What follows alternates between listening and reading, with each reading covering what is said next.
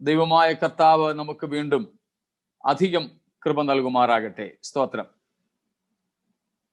സ്തുത്യനായ, ആരാധ്യനായ, വാഴ്വിനും പുകഴ്ചയ്ക്കും യോഗ്യനായ നമ്മുടെ ദൈവത്തെ ഞാൻ ഇന്ന് രാത്രിയിലും മഹത്വപ്പെടുത്തുകയാണ്. സ്തോത്രം.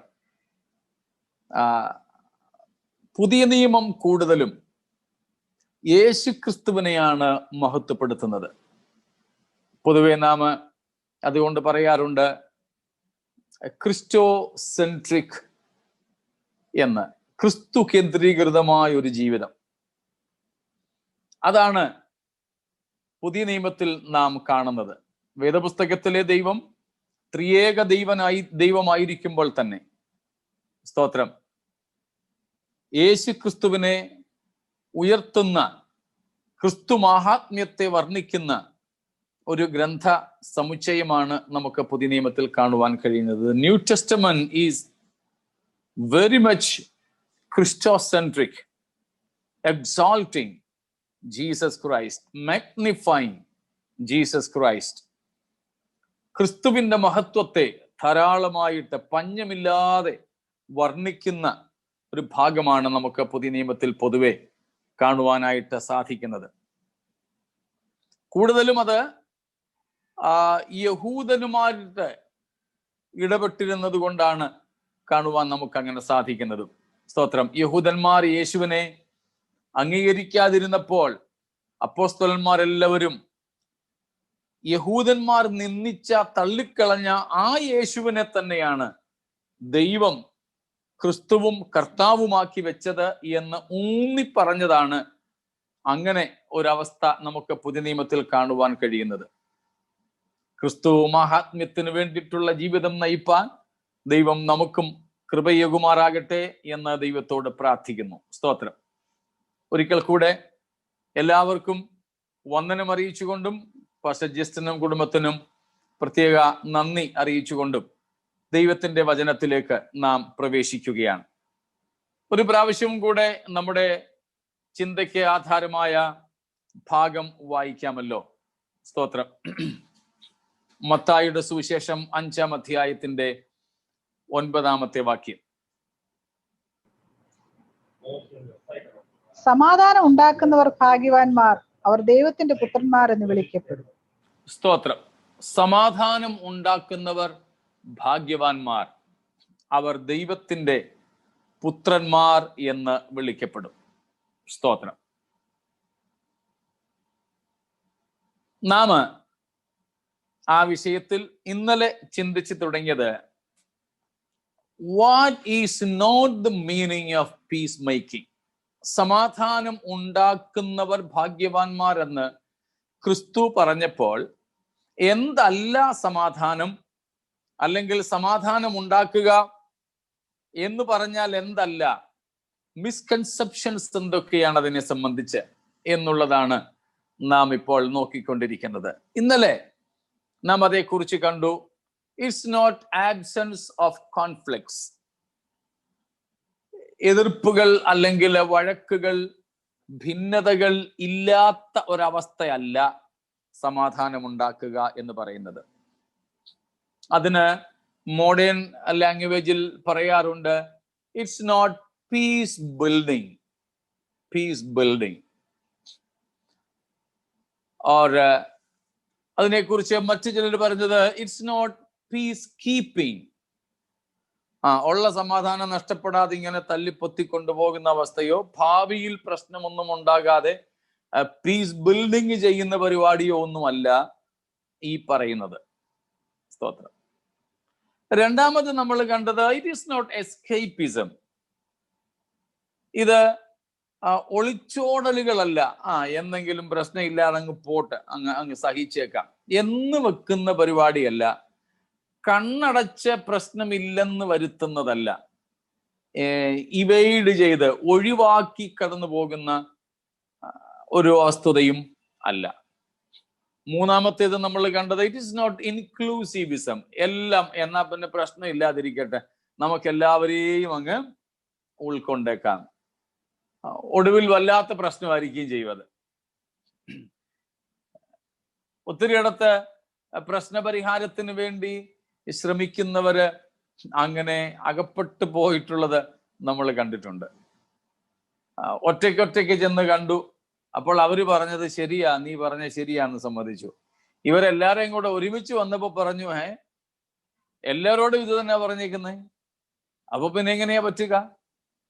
അപ്പം എല്ലാവർക്കും അവരവരുടേതായ വീതം കൊടുത്ത് ഇരുത്തുന്ന ഒരു പരിപാടി.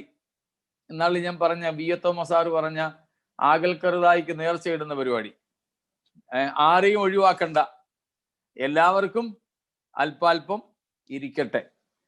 അല്ല, ഓൾ ഇൻക്ലൂസീവിസം അല്ല, എല്ലാം അംഗീകരിക്കുന്ന, എല്ലാവരെയും ഉൾക്കൊള്ളുന്ന ഒരു അവസ്ഥയല്ല സമാധാനമുണ്ടാക്കൽ എന്നും നമ്മൾ കണ്ടു. സ്തോത്രം. ഇന്ന് നാലാമതൊരു സംഗതി കൂടെ നാം ചിന്തിപ്പാൻ പോകുകയാണ്. സ്തോത്രം. അതായത് it's not peace making is not being blind towards the real issues. യഥാർത്ഥ പ്രശ്നങ്ങളെ കണ്ടില്ലെന്ന് നടിക്കുന്നതല്ല സമാധാനമുണ്ടാക്കൽ. It's not avoidance of one's rights, righteousness.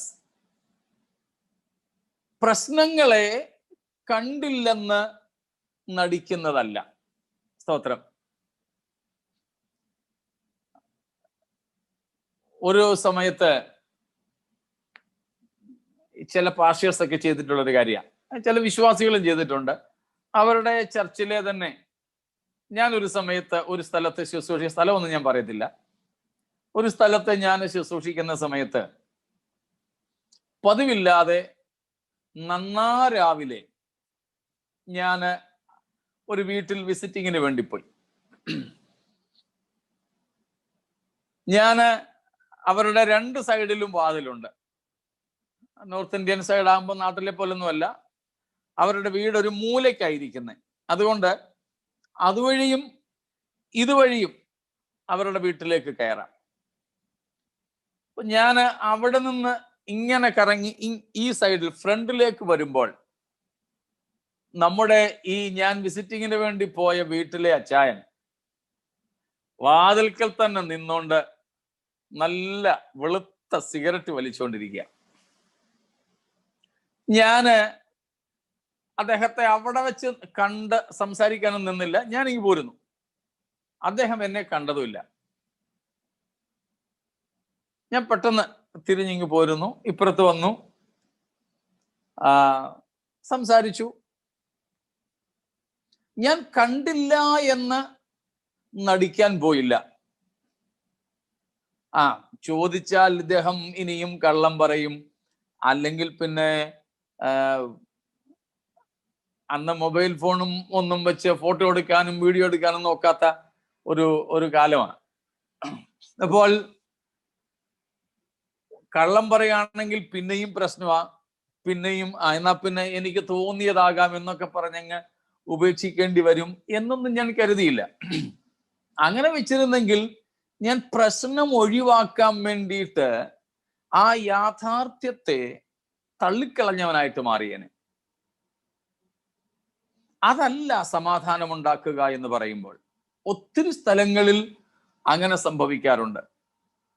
യഥാർത്ഥ ഇഷ്യൂസിനെ അഡ്രസ് ചെയ്യാതെ അങ്ങനെ ചെയ്താൽ പ്രശ്നമാകും, സംസാരമാകും എന്നൊക്കെ കരുതി യഥാർത്ഥ വിഷയങ്ങൾക്ക് നേരെ കണ്ണടയ്ക്കുന്ന പരിപാടി ഒരിക്കലും സമാധാനമുണ്ടാക്കുക എന്ന വേദപുസ്തകത്തിന്റെ വിവക്ഷയല്ല. മറ്റൊന്ന് നിങ്ങൾ പണ്ട് കേട്ടിട്ടുണ്ടല്ലോ, സത്യമാണോ ഇല്ലയോ എന്ന് എനിക്കറിയില്ല, ഞാനും കേട്ടിട്ടുള്ളതാ. ഇതുപോലെ ഒരു പാസ്റ്റർ, പണ്ടത്തെ കാര്യം കണ്ട, നാട്ടിൽ നടന്നെന്നാ പറയുന്നേ. ഒരു പാസ്റ്റർ ഇങ്ങനെ പോകുമ്പോൾ അദ്ദേഹത്തിന്റെ ചർച്ചിലെ ഒരു സഹോദരൻ നിന്നുകൊണ്ട് ബീഡി വലിക്കുന്നു. എന്നാ പിന്നെ ഇദ്ദേഹത്തെ ഒന്ന് കണ്ടേക്കാമെന്ന് കരുതി പാസ്റ്റർ അദ്ദേഹത്തിന്റെ അടുത്തേക്ക് ചെന്നു. അപ്പൊ പാസ്റ്ററെ കണ്ടപ്പോഴത്തേക്കും കളയാനൊക്കാത്ത ഈ സാധനം പതിയെ പോക്കറ്റിലേക്ക്, പാസ്റ്റർ വഴിയിലല്ലേ, അതുകൊണ്ട് എളുപ്പം അങ്ങ് പോകുമെന്ന് വിചാരിച്ച് പോക്കറ്റിലിട്ടു. അപ്പം പാസ്റ്റർ അവിടെ തന്നെ നിന്നെന്നാ പറയുന്നേ. ഒടുവിൽ പോക്കറ്റ് കിഴിഞ്ഞ് പോക്കറ്റിൽ നിന്ന് പുക വരാൻ തുടങ്ങിയെന്ന്. അപ്പം പ്രശ്നം എന്നാ പിന്നെ നമ്മൾ കണ്ടില്ലെന്ന് നടിച്ചങ്ങ് പോയേക്കാം എന്നതല്ല സമാധാനമുണ്ടാക്കൽ. പിന്നെന്താണ്? യഥാർത്ഥമായ പ്രശ്നം എന്തെന്ന് കണ്ടെത്തി അതിന് പരിഹാരം കാണലാണിത്. അതിന് പരിഹാരം കാണല. സ്തോത്രം. അതുകൊണ്ട് നാലാമത്തെ സംഗതി, യഥാർത്ഥ വിഷയങ്ങൾക്ക് നേരെയുള്ള കണ്ണടയ്ക്കലല്ല, കണ്ടില്ല എന്നുള്ള നടിക്കലല്ല. സ്തോത്രം. യഥാർത്ഥ വിഷയങ്ങളെ കൈകാര്യം ചെയ്ത് തന്നെ അതിന് പരിഹാരം കാണുകയാണ് വേണ്ടത്. അതിന് പരിഹാരം കാണുകയാണ് വേണ്ടത്. സ്തോത്രം. അഞ്ചാമതൊരു കാര്യം, കഴിഞ്ഞ ദിവസവും ഞാൻ എൻ്റെ ഒരു ആർട്ടിക്കിളിൽ ഞാൻ വായിച്ചപ്പോൾ എനിക്ക് കിട്ടിയൊരു വാക്കാണത്. ആ വാക്ക് എനിക്ക് ഇഷ്ടപ്പെട്ടത് കൊണ്ട് ഞാനത് ഇവിടെ ഉപയോഗിക്കുക. Not peace faker. ഇന്നലെ ഞാൻ പീസ് ഫേക്കിങ്ങിന്റെ കാര്യം, പീസ് മേക്കിംഗ് അല്ല പീസ് ഫേക്കിംഗ് ആണെന്ന് പറഞ്ഞിരുന്നല്ലോ. അതുപോലെ തന്നെയുള്ള മറ്റൊരു ആർട്ടിക്കിളിൽ നിന്ന് എനിക്ക് വായിച്ചപ്പോൾ ലഭിച്ചതാണിത്. It's not peace faking or peace faker. Peace breakers ഉണ്ട്, പീസ് ഫേക്കേഴ്സ് ഉണ്ട്, പീസ് മേക്കേഴ്സ് ഉണ്ട്. പീസ് ബ്രേക്ക് ചെയ്യുന്നവരെ കുറിച്ച് നമ്മൾ വായിച്ചിട്ടും പഠിച്ചിട്ടും ഒക്കെ ഉണ്ടായിരിക്കും. സമാധാനം നഷ്ടപ്പെടുത്തുന്നവർ, സ്വസ്ഥത ഇല്ലാതാക്കുന്നവർ, അവരെ നമ്മൾ സാധാരണ വിളിക്കുന്നത് വഴക്കാളികളെന്ന്. വീട്ടിനകത്തും വഴക്കാളികളാ, സഭയ്ക്കകത്തും വഴക്കാളികളാ, എവിടെയും. അത് എല്ലാ വിഭാഗത്തിലും ഉണ്ട്. നമുക്ക് പിന്നെ പുറത്തുള്ളവരുടെ കാര്യമൊന്നും ഇപ്പം നോക്കണ്ട. സഭയ്ക്കകത്തുള്ളവരുടെ, പാസ്റ്റേഴ്സും വിശ്വാസികളുമായ പാസ്റ്റേഴ്സായ വിശ്വാസികളുടെയും പാസ്റ്റേഴ്സ് അല്ലാത്ത വിശ്വാസികളുടെയും കാര്യം നോക്കിയാൽ മതി. ഞാൻ പറഞ്ഞ ആശയം മനസ്സിലായി കാണുമല്ലോ.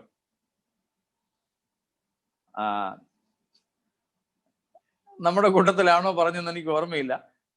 എവിടെയോ ഞാൻ ഒരിടത്ത് കഴിഞ്ഞിടെ കുറച്ച് നാൾക്ക് മുമ്പ് ഞാൻ പറഞ്ഞായിരുന്നു, പാസ്റ്റേഴ്സ് ആരും വിശ്വാസികളല്ല എന്നാണ് പലപ്പോഴും ഒരു ചിന്ത. വിശ്വാസി ആണെന്ന് ചോദിക്കുമ്പോൾ അല്ല ഞാൻ പാസ്റ്റാന്ന് പറയും.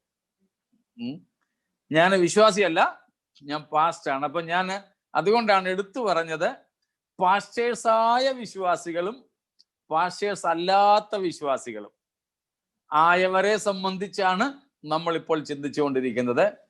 Not piece ഫേക്കേഴ്സ്. അപ്പോൾ പീസ് ഫേക്കിംഗ് അല്ല ഇവിടെ കർത്താവ് ഉദ്ദേശിക്കുന്ന ഒരു സംഗതി. സമാധാനം ഉണ്ടാക്കുന്നവർ എന്നതുകൊണ്ട് എന്ന് പറഞ്ഞാൽ who will take peace at any price. ഒരു കൂട്ടരുണ്ട് സമാധാനം എന്ത് വില കൊടുത്തും നഷ്ടപ്പെടുത്തും. അവരുടെ പ്രശ്നം എന്ന് പറയുന്നത് എ കൗണ്ടർ ഫീറ്റ് പീസ്. വ്യാജമായ ഒരു സമാധാനം അവരവിടെ ഉണ്ടാക്കിയെടുക്കും. ആ പ്രശ്നങ്ങളൊക്കെ പരിഹരിക്കപ്പെട്ടു എന്നുള്ള നിലയിൽ ഒരു കൗണ്ടർ ഫീറ്റ് പീസ് ഉണ്ടാക്കും. അതാണ് ഈ പീസ് ഫേക്കേഴ്സിന്റെ പരിപാടി. വ്യാജമായ ഒരു സമാധാനം ഉണ്ടാക്കിയെടുക്കൽ പലരും ചെയ്യാറുണ്ട്. അതും നമ്മൾ നേരത്തെ ചിന്തിച്ചതുമായിട്ട് ഒത്തിരി ബന്ധമുണ്ട്. യഥാർത്ഥ പ്രശ്നങ്ങളൊന്നും സംസാരിക്കാതെ അല്ലെങ്കിൽ അതിന് പരിഹാരം കാണാതെ ഒക്കെ ശാന്തമാണെന്ന് വരുത്തി തീർക്കുന്ന ഒരനുഭവമാണിത്. അവിടെ പ്രശ്നത്തിന് പരിഹാരം ഉണ്ടായിട്ടില്ല, അതുകൊണ്ട് യഥാർത്ഥ സമാധാനം അവിടെ ഉണ്ടായിട്ടില്ല. പിന്നെ തൽക്കാലം കാര്യങ്ങളൊക്കെ ഒന്ന് ശാന്തമാക്കിയെന്നേ ഉള്ളൂ. ഈ ഭൂതം ബാധിതരായ മനുഷ്യരെ നമ്മൾ കണ്ടിട്ടുണ്ടായിരിക്കും. ചില ഭൂതങ്ങൾ ചിലരെ വിട്ടുപോകാത്തത് കണ്ടിട്ടുണ്ട്. അപ്പം ഭൂതം ഇളകി ഭൂതശാന്തി ശുശ്രൂഷയൊക്കെ ഉണ്ടായിരുന്നു എന്നൊക്കെ പറയുമ്പോൾ ചോദിക്കുന്ന സംഭവം വിട്ടുപോയോ? ചിലർ പറഞ്ഞു കേട്ടിട്ടുണ്ട്, വിട്ടുപോയെന്ന് തോന്നുന്നില്ല, പക്ഷെ ഒന്ന് ശാന്തമാക്കിയെന്ന്. ബഹളമൊക്കെ ഒന്ന്, ആ വയലന്റ് സ്വഭാവമൊക്കെ ഒന്ന് മാറ്റി ഒന്ന് ശാന്തമാക്കിയിട്ടുണ്ട്, പോയിട്ടില്ല സംഭവം. അങ്ങനെയുള്ളിടത്ത് പിന്നെ പ്രത്യേകിച്ച് ഒച്ച വെച്ച് പ്രാർത്ഥിക്കുകയും ചെയ്യുന്നില്ല. ഉണർവിൽ പാട്ടൊന്നും പാടത്തില്ല, കൈയടിക്കത്തൊന്നുമില്ല, ശാന്തമായിട്ടൊക്കെ നിന്ന് ചെറുതായിട്ടൊക്കെ ഒന്ന് പ്രാർത്ഥിച്ച് പിടിച്ച് ഇങ്ങ് പോരും. അപ്പൊ അതൊരു ഫേക്ക് അല്ലെങ്കിൽ കൗണ്ടർ ഫീറ്റ് പീസാണ്. വ്യാജമായ ഒരു സമാധാന ശ്രമമാണ് അവിടെ നടക്കുന്നത്. അതല്ല കർത്താവ് ഇവിടെ അർത്ഥമാക്കുന്നത്. സ്തോത്രം. പകരം യഥാർത്ഥമായിട്ടുള്ള ഒരു സമാധാന അന്തരീക്ഷം. Instead of addressing the true issue and solving it, they behave as if there is no problem at all. അവർ ചെയ്യുന്നത് അവിടെ ഒരു വിഷയമേ ഇല്ല എന്ന നിലയിൽ ഇടപെടാൻ ശ്രമിക്കുക. ഇപ്പൊ രണ്ടു വ്യക്തികൾ തമ്മിൽ ഒരു വിഷയമുണ്ടായി. എന്നിട്ട് അതിൽ ഒരാൾ വിചാരിക്കുക, അല്ലെങ്കിൽ രണ്ടുപേരും വിചാരിക്കുക, പക്ഷെ പറഞ്ഞിട്ടല്ല, തമ്മിൽ അവരവരിൽ തന്നെ അങ്ങ് ചിന്തിക്കുക, ആ വിഷയങ്ങളെ കുറിച്ച് നമുക്ക് സംസാരിക്കുകയെ ചെയ്യാതെ നമുക്ക് സാധാരണ നിലയിൽ അങ്ങ് ജീവിക്കാം. പക്ഷെ രണ്ടുപേരുടെയും അകത്ത് എന്ത് കിടപ്പുണ്ട്? സ്തോത്രം. രണ്ടുപേരോടും പണ്ട് ചെയ്തതൊക്കെ ഇങ്ങനെ കെട്ടിക്കിടക്കുക. പിന്നെ ഉപരിതലത്തിൽ മാത്രം ഒരു പരുവത്തിൽ ഇങ്ങനെ അങ്ങ് പോകുന്നതേ ഉള്ളൂ. സ്തോത്രം. ഒരു മെസ്സേജ് വന്ന് നോക്കിക്കോട്ടെ.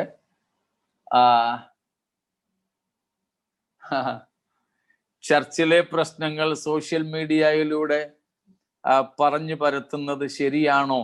ഒരിക്കലുമല്ല. അതൊരിക്കലും ആത്മീയമല്ല. സ്തോത്രം. അതുകൊണ്ട് പ്രയോജനം യാതൊന്നും തന്നെയില്ല.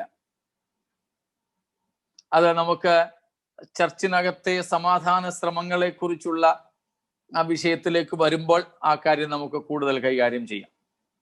സ്തോത്രം. ഇന്ന് എന്തിനും ഏതിനും സോഷ്യൽ മീഡിയ. ഞാൻ പണ്ട് ഒരിക്കൽ പറഞ്ഞതുപോലെ, വീട്ടിൽ ഭാര്യയും ഭർത്താവും തമ്മിലും എന്തെങ്കിലും വിഷയം ഉണ്ടായാൽ അന്നേരം പോയി ഫേസ്ബുക്ക് പോസ്റ്റ് ഇടും, ചിലര് ലൈവ് ചെയ്യും. ഇപ്പൊ പിന്നെ ആര് വീഡിയോ പിടിക്കുന്നൊന്നും ഒരു പിടുത്തവും ഇല്ല. സംഭവം ലൈവായിട്ടങ്ങ് പോവും. ചിലപ്പോ അറിയാതെ സ്വന്തം മൊബൈലിൽ നിന്ന് തന്നെ പോയെന്നിരിക്കും. അറിഞ്ഞുകൊണ്ട് തന്നെ ആയിരിക്കണമെന്നില്ല. പക്ഷേ ബൈബിൾ പ്രസ്താവിക്കുന്ന സമാധാന ശ്രമങ്ങളോ പ്രശ്നങ്ങളുടെ പരിഹാര ശ്രമങ്ങളോ ഇതൊന്നും അല്ല. സ്തോത്രം. ഓർക്കണമേ, ഒരു യഥാർത്ഥ ക്രിസ്തു ശിഷ്യനെ സംബന്ധിച്ച് അവൻ എല്ലായ്പ്പോഴും വേദപുസ്തകം പറയുന്നത് പോലെ സമാധാനം ഉണ്ടാക്കുന്നയാളായിരിക്കും. നമ്മൾ പിന്നെ ആ വിഷയം ഒന്നും കൂടെ ഒന്ന് വിശകലനം ചെയ്ത് പഠിക്കുന്നതേ ഉള്ളൂ. അല്ലെങ്കിൽ കർത്താവ് പറഞ്ഞ പോലെ ഒറ്റ വാചകത്തിൽ പറഞ്ഞു വിടാനേ ഉള്ളത്, രക്ഷിക്കപ്പെട്ട ദൈവമക്കൾ, യഥാർത്ഥമായും രക്ഷിക്കപ്പെട്ടവർ, അവർ സമാധാനം ഉണ്ടാക്കുന്നവർ തന്നെ ആയിരിക്കും. ഇതിന് തൊട്ട് മുമ്പ് ഒരു മീറ്റിംഗ് ഉണ്ടായിരുന്നു. അടിസ്ഥാന വേദോപദേശങ്ങളെ കുറിച്ചാണ് അവിടെ പഠിക്കുന്നത്. അതിൽ ഇന്ന്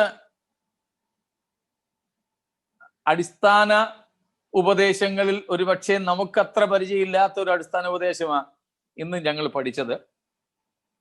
അത് വീണ്ടും ജനനം എന്നുള്ളതായിരുന്നു. വീണ്ടും ജനനം, ന്യൂ ബർത്ത്, റീബർത്ത്, റീജനറേഷൻ എന്നുള്ളത് നമ്മുടെ അടിസ്ഥാന ഉപദേശങ്ങളിൽ ഇല്ലാത്ത ഒന്നാണല്ലോ. പക്ഷേ ഞങ്ങൾ അവിടെ പഠിക്കുന്നത് ഏതാണ്ട് 22-ലധികം അടിസ്ഥാന ഉപദേശങ്ങളെ കുറിച്ച്, 7ഉം 6ഉം ഒന്നുമല്ല.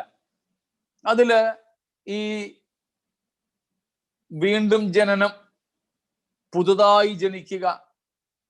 അപ്പൊ ഞാൻ ആ സമയത്ത് കൂടി വന്നവരോട് ചോദിച്ച 1-2 ചോദ്യങ്ങൾ, നമ്മുടെ സഭകളിലൊക്കെയുള്ള എല്ലാവരും, മുമ്പ് ഞാൻ പറഞ്ഞതുപോലെ പാസ്റ്റർമാരായ വിശ്വാസികളും പാസ്റ്റർമാരല്ലാത്ത വിശ്വാസികളും ഉൾപ്പെടെയുള്ളവരെയാണ് ഞാൻ ഈ പറയുന്നത്. നമ്മുടെ സഭയിലുള്ള എല്ലാവരും വീണ്ടും ജനിച്ചവരാണെന്ന് നമുക്ക് തോന്നുന്നുണ്ടോ? ഇല്ല, അങ്ങനെയുള്ളവരല്ല എല്ലാവരും. ഭൂരിപക്ഷം പേരോ, സഭയിലുള്ളവരിൽ ഭൂരിപക്ഷം പേര് പോലും വീണ്ടും ജനിക്കാത്തവരാണെന്നാണ് എൻ്റെ ഇത്രയും നാളത്തെ അനുഭവത്തിൽ നിന്ന് മനസ്സിലായിട്ടുള്ളത്. അത് നമുക്ക് അംഗീകരിക്കാൻ പ്രയാസമുള്ള ഒരു സത്യമായിരിക്കും എന്നത് ഞാൻ അംഗീകരിക്കുന്നു. അതുപോലെ തന്നെയാണ് നമ്മുടെ കൂട്ടത്തിൽ പലരും ക്രിസ്തു ശിഷ്യരല്ലാത്തവരാണുള്ളത് എന്നത് വേദനിപ്പിക്കുന്ന ഒരു സത്യമാണ്. അതുകൊണ്ടാണ് നമ്മുടെ ആൾക്കാർ തന്നെ സമാധാനം ഉണ്ടാക്കുന്നവരല്ല, സമാധാനം കെടുത്തുന്നവരായി, പീസ് ബ്രേക്കേഴ്സ് ആയിട്ട് മാറുന്നത്. കൂടുതൽ പേരും പീസ് ബ്രേക്കേഴ്സും കുറച്ചു പേര് പീസ് ഫേക്കേഴ്സുമാണ്. അതിനും താഴെയാണ് പീസ് പീസ് മേക്കേഴ്സ്. തീർച്ചയായിട്ടും ഇംഗ്ലീഷിൽ എഴുതിയാൽ സ്പെല്ലിംഗ് വേറെ ആകും. സമാധാനം ഉണ്ടാക്കുന്നവരല്ല, പിന്നെ വിഭജനം ഉണ്ടാക്കുന്നവരായിട്ട് മാറും. വിഭജനം ഉണ്ടാക്കുന്നവരായി. ഒരിക്കലും നാം അങ്ങനെയാകരുത്. ഒരിക്കലും നാം അങ്ങനെയാകരുത്. കുടുംബത്തിനകത്തായാലും സഭയ്ക്കകത്തായാലും സമൂഹത്തിലേക്ക് നമുക്ക് തൽക്കാലം പോകണ്ട. ഈ പറഞ്ഞതുപോലെ നമ്മൾ അകത്ത് നിൽക്കുകയാണ്. അപ്പോൾ ഇവിടെ യഥാർത്ഥ പ്രശ്നത്തെ അഡ്രസ് ചെയ്യാതെ സമാധാനം ഉണ്ടെന്ന് വരുത്തി തീർക്കുകയാണ് പല വിഷയങ്ങളിൽ. അപ്പൊ പ്രശ്നത്തിന് പരിഹാരം ഉണ്ടാകുന്നില്ല, എന്നാൽ പുറമെ കുറച്ച് ശാന്തതയും ഒക്കെ. നമ്മുടെയൊക്കെ പല പ്രശ്നപരിഹാര യോഗങ്ങളും അങ്ങനൊക്കെ തന്നെയല്ലേ? സ്തോത്രം. ചർച്ചകളിലൊക്കെ നടക്കുന്ന പ്രശ്നപരിഹാര യോഗങ്ങൾ പലതും അങ്ങനെയാണ്. സ്തോത്രം. പലതും അങ്ങനെയാണ്. അപ്പോൾ അവര് യഥാർത്ഥ പ്രശ്നത്തിന് അതിനെ എടുത്തു കളയുന്നില്ല. അതായത് എനിക്ക് വേദനയുണ്ട്, ശരീരത്തിന്റെ മെഡിക്കലിയാ പറയുന്നത്, വേദനയുണ്ട്, ആ വേദനയുടെ കാരണം കണ്ടെത്തി അതിന് പരിഹാരം ഉണ്ടാകാതെ വേദനാ സംഹാരി മാത്രം കഴിച്ച് വേദനയ്ക്ക് ശമനം നൽകുന്ന അവസ്ഥ. പിന്നെയും അതിന്റെ ഇഫക്റ്റ് പോകുമ്പോൾ അടുത്ത ഗുളികയോ ഇഞ്ചക്ഷനോ കൊടുത്തിടുന്നു. ചികിത്സിക്കാൻ ഇനി ഒന്നുമില്ലാത്ത ക്യാൻസർ രോഗികളെ ഏറ്റവും ഒടുവിൽ അങ്ങനെയാ ട്രീറ്റ് ചെയ്യുന്നതെന്ന് നമുക്കറിയാം. ഏറ്റവും കടുത്ത ഡ്രഗ്സ് കൊടുത്ത് ഇടുക, ഒടുവിലൊക്കെ വരുമ്പോൾ അതുപോലും ഏശാത്ത അനുഭവത്തിലേക്ക് എത്തുകയാണ്. ഞാൻ എൻ്റെ സ്വന്തം പെങ്ങളുടെ അവസാന നിമിഷങ്ങൾ കണ്ടതാണ്. അതുകൊണ്ടാ ഞാൻ പറയുന്നത്. വേറെ മരുന്നുകളൊന്നുമില്ല. പിന്നെ പറയും ഇഷ്ടമുള്ളത് കഴിക്കാനൊക്കെ കൊടുത്തോളാൻ. അപ്പോഴൊക്കെ നമ്മൾ മനസ്സിലാക്കിക്കോണം. അപ്പം രോഗത്തിന് പരിഹാരം ഉണ്ടാകുന്നില്ല, പിന്നെ വേദനയ്ക്ക് ശമനം ഉണ്ടാകാനുള്ള വേദനാ സംഹാരി പെയിൻ കില്ലർ മാത്രം കൊടുത്ത് ഇങ്ങനെ സർവൈവ് ചെയ്യിക്കുന്ന ഒരവസ്ഥ. അത് യഥാർത്ഥ സമാധാനം ഉണ്ടാക്കലല്ല എന്ന് നാം കാണുന്നു. അതുകൊണ്ട് വേണ്ടത് പ്രശ്നത്തിന്റെ പരിഹാരം ഉണ്ടാക്കുക, അതിന് കാരണം കണ്ടെത്തി അതിന് വേണ്ടതായ പരിഹാരം, സമാധാനം. അതാണ് ദൈവം നമ്മിൽ നിന്നും ആഗ്രഹിക്കുന്നത്. സ്തോത്രം. അവരെ സംബന്ധിച്ച് നെഗറ്റീവ് കോൺസിക്വൻസസ് ഒഴിവാക്കാൻ വേണ്ടിയുള്ള ഒരു ശ്രമമാണ് ഈ പീസ് ഫേക്കേഴ്സ് ചെയ്യുന്നത്. They do it to avoid negative consequences. പ്രശ്നത്തിനല്ല പരിഹാരം ഉണ്ടാക്കുന്നത്. ഇപ്പോൾ മുമ്പോട്ട് പോകുമ്പോൾ പരിണിത ഫലമൊന്നും ഉണ്ടാകാതിരിക്കാൻ, തിക്തമായ അനുഭവങ്ങളൊന്നും ഇല്ലാതിരിക്കാൻ ശരി അങ്ങനെ അങ്ങ് ചെയ്തേക്കാം. ഉദാഹരണത്തിന് ചിലർ പറയും, ശരി ഇനി ഞാൻ മിണ്ടുന്നില്ല, മതിയല്ലോ, ഇനി ഞാൻ മിണ്ടുന്നില്ല, മതിയല്ലോ. പരിഹാരമായോ പ്രശ്നത്തിന്? ഇല്ല.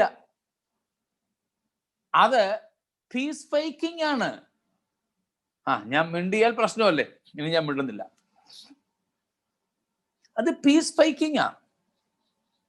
TV കണ്ടോണ്ടിരിക്കുന്ന ഭാര്യയോട് ഭർത്താവ് പറയാ, ഇത് എത്ര നേരമായിരുന്നു TV കാണുന്നത്, ഒന്ന് എഴുന്നേറ്റ് പോയി എന്തെങ്കിലും പണി ചെയ്തേ, ഒരു ചായ ഇട്ടോണ്ട് വാ. അപ്പോഴത്തേക്കിനും ഭാര്യ എഴുന്നോണ്ട്, ഞാൻ ഇപ്പൊ ഇങ്ങോട്ട് വന്നിരുന്നതല്ലേ ഉള്ളൂ, ഇത്രയും ഞാൻ പണി ചെയ്തൊന്നും കണ്ടില്ലേ, ഇത്ര നേരം അടുക്കളയിലായിരുന്നോ ഞാൻ ഒക്കെ എന്നൊക്കെ പറഞ്ഞ് ഉദാഹരണം നമ്മുടെ സാധാരണ ജീവിതത്തിൽ നിന്നെടുത്ത് പറയുന്നതേ ഉള്ളൂ.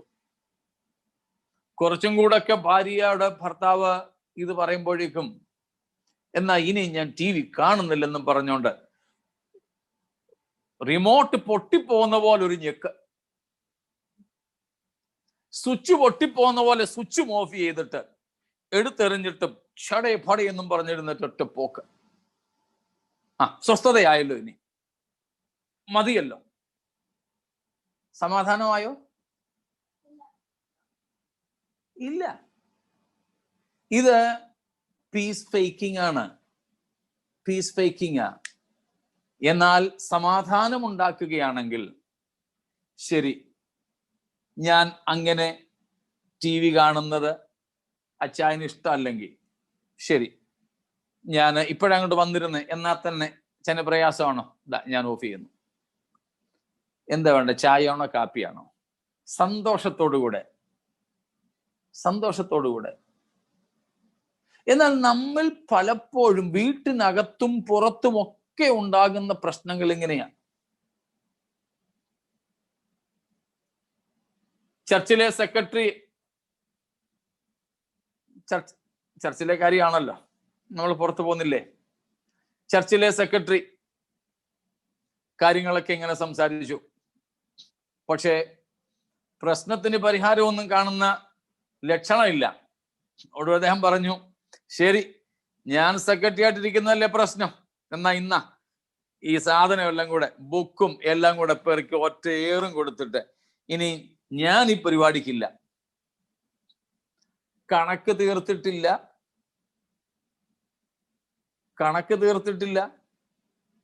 കണക്കിന്റെ ഡിസ്ക്രിപ്ഷൻ, വിവരണം മുഴുവനും കിട്ടിയിട്ടില്ല, പുള്ളിക്കാരൻ ചെയ്തു വച്ച വേണ്ടാതനങ്ങൾക്കൊന്നും പരിഹാരമുണ്ടായിട്ടില്ല. ഇനി ഞാൻ സെക്രട്ടറി അല്ല, ഞാൻ രാജിവെക്കുന്നു. ഈ രാജിവെച്ചത് സമാധാനമാണോ? അല്ല. ഇതിന്റെ പേരാണ് ഫേക്കിംഗ്, പീസ് ഫേക്കിംഗ്. ഇപ്പം അതിന്റെ അർത്ഥം ഏറെക്കുറെയൊക്കെ നമുക്ക് മനസ്സിലാക്കാനും, വീട്ടിനകത്തും പുറത്തും ഒരുപോലെ ഇതുപോലെയുള്ള സംഗതികളുണ്ട്. നാം അങ്ങനെ ചെയ്യുന്നവരാകരുത്. ശരി, എന്നെ കൊണ്ട് എന്താണ് വിഷയം, ഇന്നതാണോ, ശരി, ഞാൻ വിടുന്നു. സ്തോത്രം. ആ ഒരു നിലയിലേക്ക് നാം എത്തിച്ചേരണം. അല്ലാത്ത പക്ഷം വിഷയങ്ങൾ ഉണ്ടാവില്ല. അതായത് റിസോൾവ് ദ ഇഷ്യൂസ് ഫസ്റ്റ്. അതാണ് നമുക്ക് ആവശ്യമായിട്ടിരിക്കുന്നത്. സ്തോത്രം. അതല്ലാതെ സംസാരം നിർത്തുന്നത് കൊണ്ടോ, ദേഷ്യപ്പെട്ട ഒരു കാര്യം ശരി നിനക്കങ്ങ് സന്തോഷമാകട്ടെന്നും പറഞ്ഞ് ഇതൊന്നുമല്ല. അത് കൂടുതൽ വിഷയങ്ങൾ ഉൽപ്പാദിപ്പിക്കുന്നതേ ഉള്ളൂ. ചിലപ്പോൾ ഭാര്യ ഭർത്താവിനോട് പറഞ്ഞതാകാം, ചിലപ്പോൾ ഭർത്താവിനോട് ഭാര്യ പറഞ്ഞതാകാം, ഭർത്താവ് ഭാര്യയോട് പറഞ്ഞതാകാം. ചിലപ്പം ഭാര്യയോട് പറഞ്ഞതുകൊണ്ട് മുമ്പേ പറഞ്ഞതുപോലെ ഇത്രയൊക്കെ ചെയ്തിട്ട് പെട്ടെന്ന് എഴുന്നേറ്റ് അങ്ങോട്ട് പോകുന്നതേ ഉള്ളൂ. പോകുന്ന വഴിക്ക് കഥകൊക്കെ വലിച്ചടച്ചിട്ട് പോന്നു. ഓഫ് ചെയ്യടി എന്ന് പറഞ്ഞപ്പം ഓഫൊക്കെ ചെയ്തു. പക്ഷെ അതിന്റെ അടുത്ത സംഗതികളൊക്കെ ഇന്നാളില് ആരോ ഒരാൾ പറയുന്നത് കേട്ടു. നമ്മൾ കേട്ടുള്ള ഒരു പഴയ ഉദാഹരണ. ഭാര്യയും ഭർത്താവും തമ്മിൽ പ്രശ്നം ഉണ്ടാകുമ്പോൾ ഭാര്യ മിണ്ടത്തില്ല. ഭാര്യ എന്ത് പറഞ്ഞാലും ഭാര്യ മിണ്ടത്തില്ല. മിണ്ടാതിരിക്കാൻ വേണ്ടിയിട്ട് അവള് ചെയ്യുന്നത് നേരെ അങ്ങ് ബാത്റൂമിലോട്ട് പോകും. എന്നിട്ട് പൈപ്പ് തുറന്ന് വിടുന്ന ശബ്ദം കേൾക്കാം. അപ്പം ഭർത്താവ് വിചാരിച്ചുകൊണ്ടിരുന്നത് ഞാൻ ഈ പറയുന്നതൊന്നും കേൾക്കാതിരിക്കാൻ വേണ്ടി ഇവൾ അകത്ത് പോയി പൈപ്പും കൂടെ അങ്ങ് തുറന്നു വിട്ട് ശബ്ദവും കൂടെ കേൾക്കാതിരിക്കാൻ വേണ്ടി വെള്ളം വീഴുന്ന ശബ്ദം കൊണ്ട് എന്റെ ശബ്ദം അങ്ങ് അടങ്ങിപ്പോകട്ടെന്ന് വിചാരിച്ച് ഇവൾ പോകുന്നതാ. ഭാര്യ അങ്ങ് ബാത്റൂമിൽ കയറിപ്പോയി മിണ്ടാതെ നിൽക്കുന്നത് കൊണ്ട് പിന്നെ ഭർത്താവും ഒത്തിരി ഒന്നും സംസാരിക്കത്തില്ല. കുറെ കഴിയുമ്പം കാര്യങ്ങളൊക്കെ ശാന്തമാകും. അങ്ങനെ പല ആവർത്തിയായി കഴിഞ്ഞപ്പോഴാണ് ഒടുവിൽ സംസാരിച്ചു, നീ എന്തിനാ ഇങ്ങനെ ചെയ്യുന്നേ? അപ്പൊ പറഞ്ഞു, എനിക്ക് ദേഷ്യം വരുമ്പം ഞാൻ പ്രത്യേകിച്ച് ഒന്നും പറയാതെ ബാത്റൂമിൽ പോകുന്നത് കുളിക്കാനൊന്നുമല്ല, ഞാൻ പോയിട്ട് അങ്ങ് ദേഷ്യം വരുമ്പോ അങ്ങ് കക്കൂസ് കഴുകും, ടോയ്ലറ്റ് ക്ലീൻ ചെയ്യുക ഞാൻ ചെയ്യുന്നത്. അതിന്റെ പിൻപിലുള്ള രഹസ്യം എന്താ? ഒടുവിലാ പറഞ്ഞത്, നിങ്ങളുടെ ബ്രഷിംഗ് കൊണ്ടാണ് ഞാൻ ചെയ്യുന്നത്. നിങ്ങളുടെ ഭർത്താവിന്റെ ടൂത്ത് ബ്രഷിംഗ് കൊണ്ടാണ് ദേഷ്യം വരുമ്പോൾ ഭർത്താവ് ദേഷ്യപ്പെടുന്ന സമയത്ത് ഭർത്താവിനോട് ഒന്നും മിണ്ടാതെ ബാത്റൂമിൽ പോയിട്ട് ടോയ്ലറ്റ് ക്ലീൻ ചെയ്യുന്നത് ഭർത്താവിന്റെ ടൂത്ത് ബ്രഷിംഗ് കൊണ്ടാണ്. കഥയായിരിക്കാം, ചിലപ്പോൾ വല്ല ഫാമിലി കൗൺസിലേഴ്സും ഉണ്ടാക്കിയെടുത്ത ഒരു ഭാവനയാകാം, എന്തുവാകട്ടെ. പക്ഷെ നമുക്കതിലുള്ള ആ മോറൽ, ആ പാഠം എടുത്താൽ മതി. മിണ്ടാതെ ഇരിക്കുന്നത് കൊണ്ടോ സ്ഥലത്ത് നിന്ന് എഴുന്നേറ്റ് പോകുന്നത് കൊണ്ടോ ഒന്നും സമാധാനമാകുന്നില്ല. ബന്ധങ്ങളിലെ രമ്യതയാണ്, വിഷയങ്ങളുടെ പരിഹാരമാണ് ആവശ്യം. സ്തോത്രം. അത് രക്ഷിക്കപ്പെട്ട ഒരുവനെ സംബന്ധിച്ച് ആ പ്രശ്നം കണ്ടെത്താനും അതിന് പരിഹാരം കാണാനും അവന് പ്രയാസമുണ്ടാവില്ല. കാര്യം എന്താണ്? സ്തോത്രം. ദൈവത്തോട് അവന്റെ ഹൃദയത്തിൽ ശുദ്ധിയും മനുഷ്യനോട് അവന്റെ ഹൃദയത്തിൽ സമാധാനവും ഉണ്ടായിരിക്കും. ബിയാറ്റിറ്റ്യൂഡ്സിനോട് ചേർന്ന് നിൽക്കുക നമ്മള്. എന്താണ്? അങ്ങനെ രക്ഷിക്കപ്പെട്ട് നിൽക്കുന്ന ഒരുവന്റെ ഹൃദയം, his heart will be pure towards God and his heart will be in peace with man. സ്തോത്രം.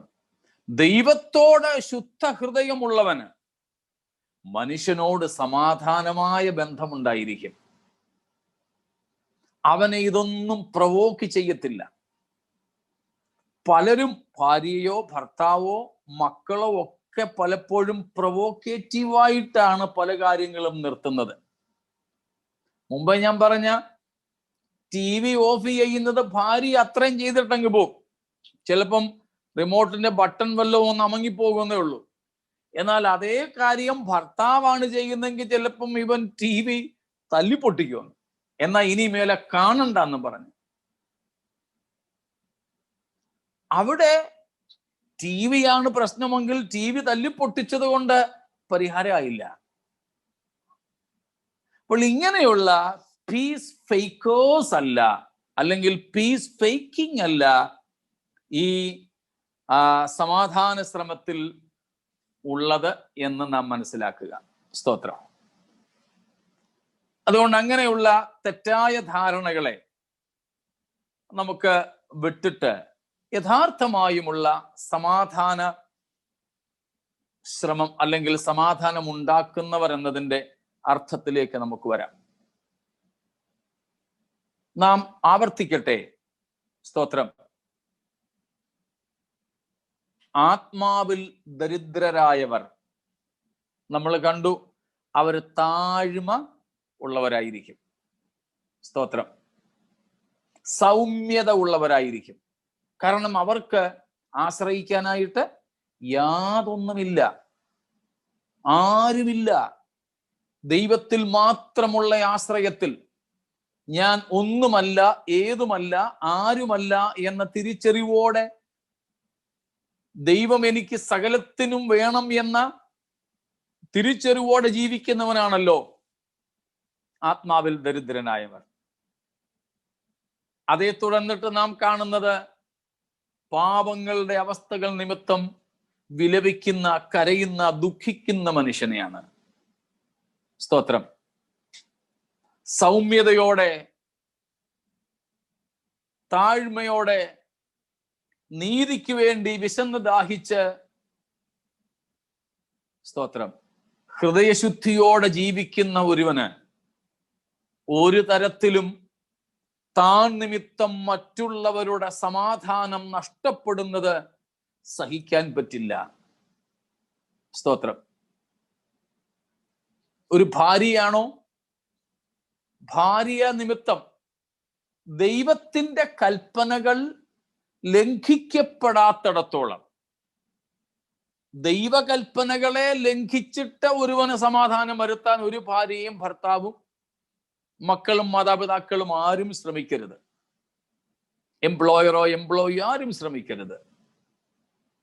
പക്ഷേ ദൈവത്തിന്റെ കൽപ്പനയ്ക്ക് വിരുദ്ധമല്ല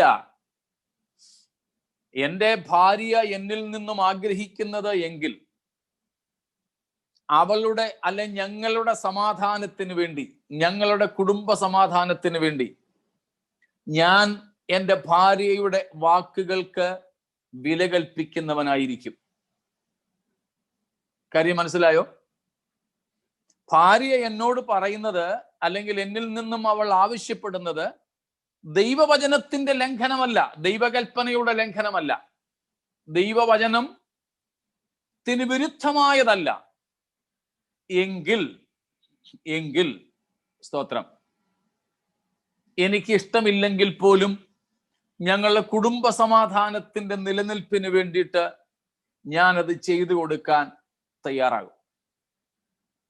സ്തോത്രം. അതുപോലെ എൻ്റെ ഭാര്യ എന്നോട്, എൻ്റെ മക്കൾ എന്നോട്, ഞാൻ അവരോട്. സ്തോത്രം. രക്ഷിക്കപ്പെട്ട ഒരുവന് മാത്രമേ ഇത് പറ്റൂ. കാരണം എന്താ? അവനിൽ ഈഗോ ഇല്ല, അവൻ വയലന്റ് അല്ല, അവനിലുള്ള സെൽഫ് തല പൊക്കി നിൽക്കുന്നില്ല. സ്തോത്രം. സമാധാനത്തിന്റെ പ്രശ്നം മിക്കയിടത്തും വരുന്നത് എന്തുകൊണ്ടാണ്? നിൽക്കുന്നതുകൊണ്ടല്ലേ, ഞാൻ നിൽക്കുന്നത് കൊണ്ടല്ലേ. എനിക്ക് സൗമ്യത ഉണ്ടെങ്കിൽ ഞാൻ സൗമ്യതയും താഴ്മയും ഉള്ളവനായിട്ട് നിൽക്കും. സ്തോത്രം. അതേസമയം എൻ്റെ ഈഗോ അതിങ്ങനെ തലപൊക്കി നിൽക്കുകയാണെങ്കിൽ ആരുടെ മുമ്പിലും ഞാൻ കീഴ്പ്പെടില്ല. എല്ലാറ്റിനോടും ഞാൻ ഇങ്ങനെ മത്സരിച്ച് നിൽക്കും, എന്തിനോടും ഞാൻ എതിർത്ത് നിൽക്കും. സ്തോത്രം. പക്ഷെ ആത്മാവിൽ ദരിദ്രനായവൻ എങ്ങനെയുള്ളവനാണ്? ഞാൻ സൗമ്യതയും താഴ്മയുമുള്ളവൻ. അവൻ എതിരിടാൻ പോകില്ല, അവൻ മത്സരിക്കാൻ പോകില്ല, അവൻ നിമിത്തം ഒരു പ്രശ്നം ഉണ്ടാക്കില്ല. സ്തോത്രം. When we try to make peace in an issue, often self-justification comes into play. അത് സെൽഫ് നമ്മുടേതും ഉയർന്നു നിൽക്കുമ്പോഴാണ് പലപ്പോഴും. അതുകൊണ്ട് ഞാൻ ഈ വിഷയത്തിൽ ആ ഒരു ആശയം കൂടെ വന്നത് കൊണ്ട് ഒരു കാര്യം കൂടെ ഞാൻ യോജിപ്പിക്കാം. What is it not? Peacemaking is not actually reconciliation in its full sense. There is a slight difference between reconciliation and peacemaking. How? Peacemaking, reconciliation, for reconciliation there should be two parties. But for peacemaking, it's not necessary that these two parties agree. നിരപ്പിന് വേണ്ടിയിട്ട് രണ്ടു പേരും തമ്മിൽ agree ചെയ്യണം. രണ്ട് പാർട്ടികൾ, രണ്ട് വ്യക്തികൾ, രണ്ടോ അതിലധികമോ പേര് തമ്മിലുള്ള ഒരു യോജിപ്പിലേക്ക് എത്തുമ്പോൾ മാത്രമേ നിരപ്പുണ്ടാകുന്നുള്ളൂ. എന്നാൽ ഈ സമാധാനമുണ്ടാക്കുക എന്ന് പറയുന്നതിനകത്ത് നിരപ്പുണ്ടാകണമെന്ന് നിർബന്ധമില്ല. C, ultimate aim is reconciliation. സമാധാനം ഉണ്ടാക്കാൻ ശ്രമിക്കുന്നതിന്റെ ആത്യന്തിക ലക്ഷ്യമെന്ന് പറയുന്നത് നിരപ്പുണ്ടാക്കുക എന്ന് തന്നെയാണ്. പക്ഷേ ഈ നിരപ്പുണ്ടാക്കാൻ നമ്മുടെ ഭാഗത്തു നിന്നൊരു ശ്രമം ഉണ്ടാകുമ്പോൾ അടുത്ത പാർട്ടി അത് അംഗീകരിക്കണം എന്ന് ഇല്ല. അതുകൊണ്ടാണ് ഇതിനു മുമ്പും ചിലപ്പോഴൊക്കെ നമ്മുടെ ഈ ക്ലാസ്സിൽ തന്നെ ചോദ്യങ്ങൾ ഉണ്ടായിട്ടുണ്ട്. നമ്മൾ പോയി അവരോട് നിരക്കുന്നു, പക്ഷെ അവർ നമ്മളോട് ക്ഷമിക്കുന്നില്ല, എന്ത് ചെയ്യണം? ചോദ്യങ്ങൾ പലപ്പോഴും നമ്മുടെ ക്ലാസ്സിൽ ഉണ്ടായിട്ടുണ്ട്. ഒന്നിലധികം പേർ ആ ചോദ്യം ചോദിച്ചിട്ടുണ്ട്. ഞാൻ പോയിട്ട് രമ്യതപ്പെടാൻ തയ്യാറാണ്, ഞാൻ സോറി പറഞ്ഞു, ക്ഷമ ചോദിക്കുന്നു, പക്ഷേ വിഷയം വിട്ടുകളയാനോ സ്നേഹത്തോടെ കഴിയാനോ അടുത്ത പാർട്ടി തയ്യാറല്ല. എന്ത് ചെയ്യണം? നമ്മുടെ ഭാഗത്തു നിന്നും നമ്മൾ സമാധാനം ഉണ്ടാക്കി കഴിഞ്ഞു, പക്ഷെ ആ സമാധാനം അടുത്തയാള് സ്വീകരിക്കുന്നില്ല എന്ന് മാത്രമേ ഉള്ളൂ. അവരും കൂടെ സ്വീകരിക്കുന്നെങ്കിലേ ഇവിടെ എന്തുണ്ടാകുന്നുള്ളൂ? നിരപ്പ്. സ്തോത്രം. വേദപുസ്തകത്തിൽ നിന്ന് തന്നെ അതിന് തെളിവ് തന്നാൽ, ദൈവം യേശുക്രിസ്തുവിലൂടെ ലോകത്തോട് അല്ലെങ്കിൽ ലോകത്തെ തന്നോട് എന്ത് ചെയ്തു? നിരപ്പിച്ചു. ഒന്നും കൂടെ ആ വാക്യം വായിച്ചോളൂ. 2 Corinthians 5:18. കൊരിന്ത്യർക്കുള്ള 2-ാം ലേഖനം 5:18 വാക്യം.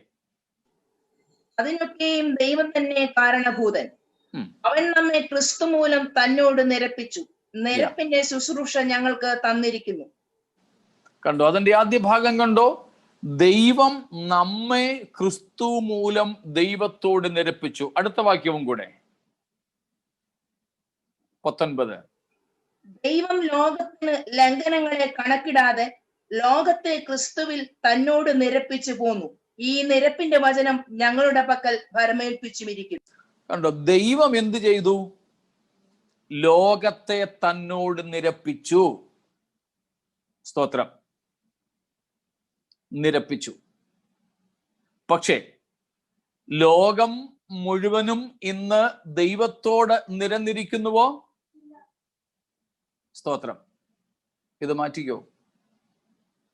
ദൈവം ലോകത്തെ തന്നോട് നിരപ്പിച്ചു.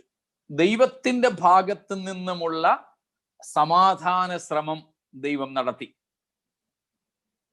പക്ഷേ ലോകം മുഴുവനും എന്ന് പറഞ്ഞാൽ സകല മനുഷ്യരും അത് അംഗീകരിച്ചോ? ഇല്ല. ഇല്ല. അതിപ്പോഴും ഓപ്പണാ. അത് അംഗീകരിച്ച് ദൈവത്തോട് നമ്മളും കൂടെ നിരക്കുവാൻ വരുമ്പോൾ മാത്രമേ ദൈവത്തിനും നമുക്കും തമ്മിൽ എന്തുണ്ടാകുന്നുള്ളൂ? നിരപ്പ്. ഇപ്പോൾ ദൈവത്തിന്റെ ഭാഗത്ത് നിന്ന് മാത്രമാണ് മനുഷ്യനെ തന്നോട് നിരപ്പിക്കാനുള്ള സമാധാന ശ്രമം നടന്നിരിക്കുന്നത്. അത് നമ്മളും കൂടെ, മനുഷ്യരും കൂടെ അംഗീകരിക്കേണ്ടതുണ്ട്. ഈ രണ്ട് പാർട്ടികളും ഒരുപോലെ ഒരു വിഷയത്തിൽ ഒരു യോജിപ്പിലേക്ക് വരുമ്പോൾ മാത്രമേ, എഗ്രിമെന്റിലേക്ക് വരുമ്പോൾ മാത്രമേ അവിടെ നിരപ്പുണ്ടാകുന്നുള്ളൂ. അല്ലാത്ത പക്ഷം ആദ്യത്തെ ആളിൽ നിന്ന് സമാധാനത്തിന് വേണ്ടിയിട്ടുള്ള ഒരു ശ്രമം മാത്രമേ ഉള്ളൂ. അതുകൊണ്ട് നമ്മുടെ ഭാഗത്ത് നിന്ന് എല്ലായ്പ്പോഴും ദൈവമക്കൾ എന്ന നിലയിൽ എന്തുണ്ടായിരിക്കണം? ഈ സമാധാന ശ്രമം വേണം. അതിൽ നമുക്ക് സത്യം തുറന്നു പറയുകയാണ് വേണ്ടത്, സത്യം അംഗീകരിക്കുകയാണ് വേണ്ടത്. ഒരിക്കലും സെൽഫ് ജസ്റ്റിഫിക്കേഷന് വേണ്ടി ശ്രമിക്കരുത്. ആ സെൽഫ് ഉയരുന്നത്, ആ ജസ്റ്റിഫൈ ചെയ്യാൻ ശ്രമിക്കുന്നത് നമ്മുടെ സെൽഫ്, അഹം, ഞാൻ ഇങ്ങനെ നിൽക്കുന്നത് കൊണ്ടാണ്. സ്തോത്രം. നിൽക്കുന്നത് കൊണ്ടാണ്.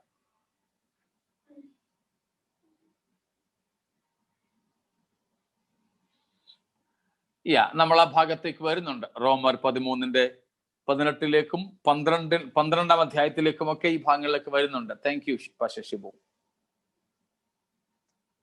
അപ്പോൾ നമ്മുടെ ഭാഗത്ത് നിന്ന് ഒരിക്കലും സെൽഫ് ജസ്റ്റിഫിക്കേഷൻ, നമ്മളെ തന്നെ നീതീകരിക്കാൻ ശ്രമിക്കരുത്.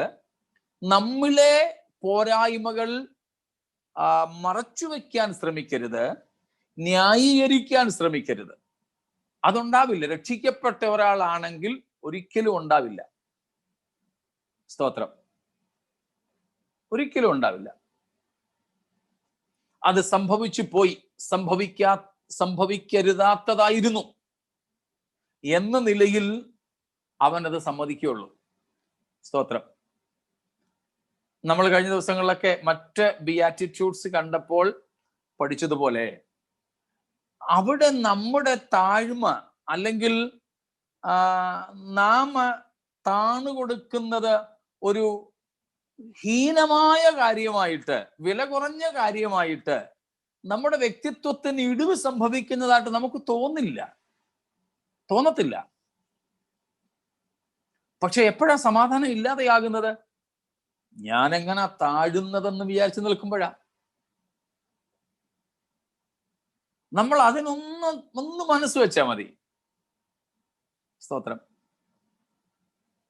ചിലപ്പോൾ ഭാര്യ ഭർത്താവിന്റെ മുമ്പിൽ ഒന്ന് സബ്മിസീവായിട്ട് ശരി അച്ഛാ ശരി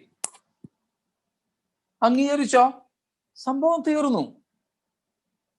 മാതാപിതാക്കൾക്ക് മുമ്പിൽ മക്കൾ ശരി പപ്പായല്ലേ മമ്മിയല്ലേ പറയുന്നത്, ശരി പപ്പായുടെ മമ്മിയുടെ മുമ്പിൽ താഴുകയാ, ഹമ്പിളാകുക, മീക്കാകുക. താഴ്മയും സൗമ്യതയും ഉള്ളവരായാൽ മാതാപിതാക്കൾക്ക് മുൻപിലും മക്കൾ അവരെ തന്നെ ജസ്റ്റിഫൈ ചെയ്യാൻ പോകില്ല. സ്തോത്രം. അങ്ങനെ വരുമ്പോൾ അവർക്കിടയിൽ സമാധാന ബന്ധം നിലനിൽക്കും. സ്തോത്രം. ആത്മാവിൽ ദരിദ്രരായവർ, നമ്മൾ ആദ്യത്തെ ദിവസങ്ങളിൽ കണ്ടതുപോലെ സ്വയമായിട്ടൊന്നും ഉയർത്തിപ്പിടിക്കാനില്ലാത്തവരാണ്. സ്തോത്രം.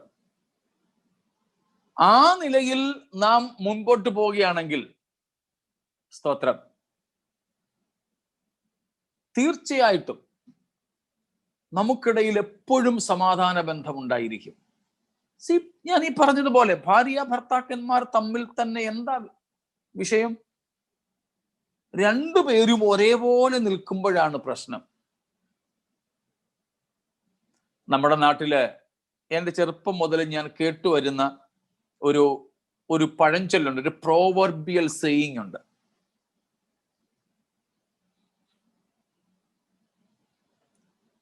വഴക്കാളിക്കും അതിൽ പറയുന്നത് വേറെ, നമുക്ക് ആത്മീയ വേദിയിൽ പറയാൻ ഒക്കാത്തൊരു വാക്ക് അതിൽ യഥാർത്ഥത്തിലുള്ളത്. ആ പദം ഞാൻ ഉപയോഗിക്കുന്നില്ല.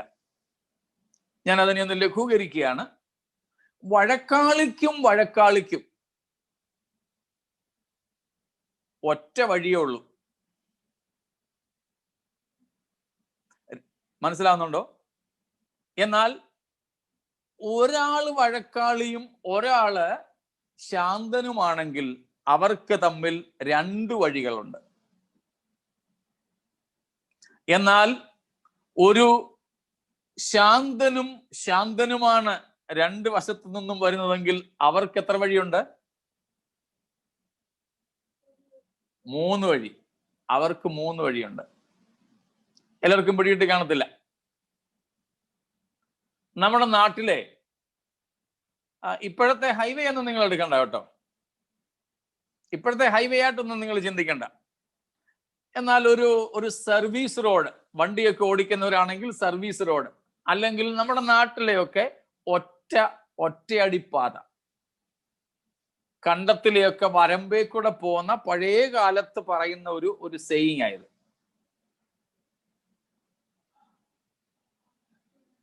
Not to gods. ഓക്കെ. അപ്പൊ ഒറ്റയടിപ്പാത, അതായത് ഒരാൾക്ക് മാത്രമേ അതുവഴി പോകാൻ പറ്റൂ. രണ്ട് സൈഡിൽ നിന്നും ഓരോരുത്തർ ഇങ്ങനെ നടന്നു വരുന്നുണ്ട്. രണ്ടുപേരും വിട്ടുകൊടുക്കുന്നവരല്ല, അഹങ്കാരികളാണ്. രണ്ടുപേരും നിഗളികളാണ്, വഴക്കാളികളാണ്. അപ്പം വിചാരിക്കുക, മറ്റവൻ കണ്ടത്തിലോട്ട് ഇറങ്ങി നിൽക്കട്ടെ, എനിക്ക് പോകാൻ വഴി വേണം. മറ്റവനും ഇത് തന്നെയാ വിചാരിക്കുന്നത്. ഒത്തിരി സമയത്തെ ഈ ഒരു എന്താ കൊച്ചു വഴികളിൽ കൂടെ ഒക്കെ വണ്ടി ഓടിച്ചു പോകുമ്പോഴും ഇങ്ങനൊക്കെ തോന്നാറില്ലേ? രണ്ടുപേരും രണ്ട് സൈഡിൽ നിന്നും ലൈറ്റ് അടിച്ച് കാണിക്കും. ആദ്യം ആ പുള്ളി ലൈറ്റ് അടിച്ച് കാണിച്ചു, നമ്മളും കാണിച്ചു. നീ കയറി വരികയാണോ? ഞാനും കയറി വരിക. മുമ്പിൽ നിന്ന് വന്ന വണ്ടി ഒന്ന് അപ്പറിട്ട് കാണിച്ചതേ ഉള്ളൂ. നമ്മളാണെങ്കിൽ ഡിപ്പറും അപ്പറൊന്നും ഇല്ലാതെ അപ്പുറം തന്നെ ഓൺ ചെയ്ത് അങ്ങ് കയറി ചെല്ലുക. നീ മാറ്. അപ്പൊ ഈ രണ്ടുപേരും വഴക്കാളികളാണെങ്കിൽ ഈ രണ്ടുപേർക്കും കൂടെ ഒറ്റ വഴിയേ ഉള്ളൂ. രണ്ടുപേരും മാറത്തില്ല. നീ മാറടാ. വഴക്കവിടെ.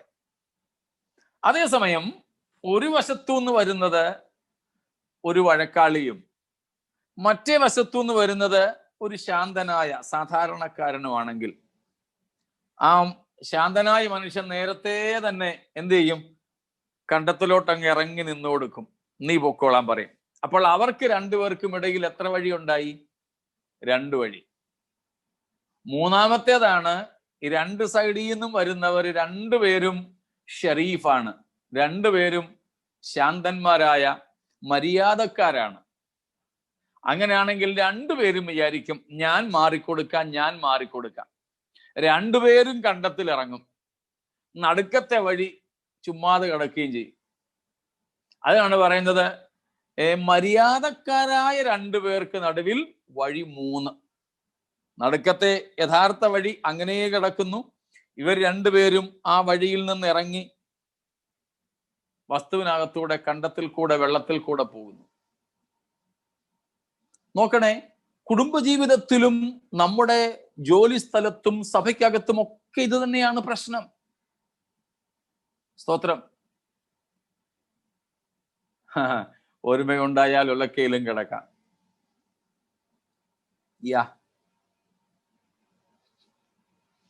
അപ്പോൾ ഭർത്താവ് പറയുന്നത് ഭാര്യ അംഗീകരിച്ചാൽ, ഭർത്താവാണെന്ന നിലയിലെങ്കിലും അംഗീകരിച്ചാൽ മതിയല്ലോ, വിഷയം തീരത്തില്ലേ?